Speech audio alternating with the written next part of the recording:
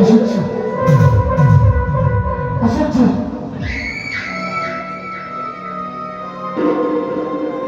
চারিদিকে অসহ্য যন্ত্রণা। ওদিকে চূড়া কারবারে বন্ধ হয়ে গেল। সিআইডি অফিসার আমার পিছনে ঘুরে বেড়াচ্ছে, পার্টির ভেতরে আমার দল ছেড়ে চলে যাচ্ছে।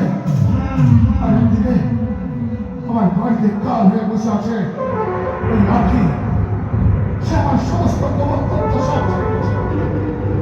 তাই কৌশলের আশ্রয় নিয়ে আখিকে আমি ঘর থেকে দুত্তুর দুত্তুর করে আর এমন ভাবে দাঁড়িয়েছি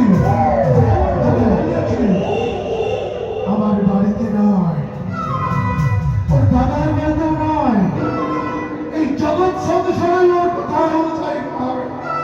কিন্তু আমার হৃদয় সংসার থেকে আগে থেকে চক্রান্ত করে দাঁড়াতে পারবে না বাবা। চক্রান্ত? কিসের চক্রান্ত? আমাকে বিশেষে পাঠিয়ে বধূ নির্যাতনের চক্রান্ত।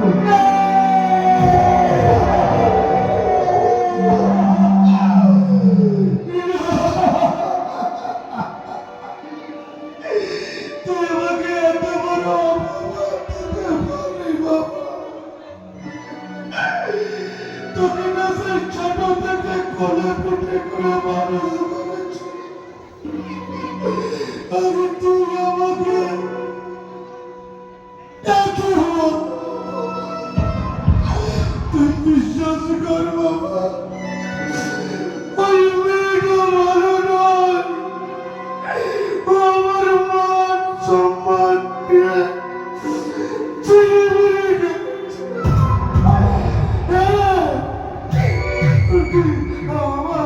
আমার বংশের মুখে চুনকালি মাখিয়েছে।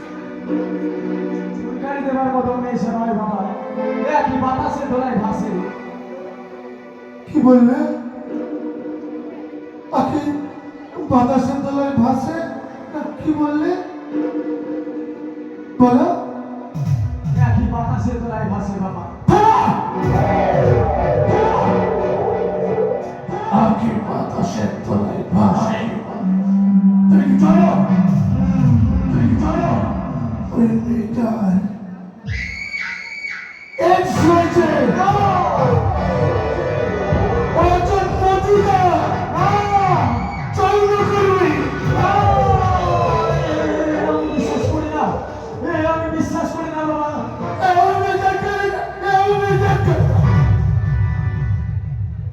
আমার নাম সাধু সামন্ত।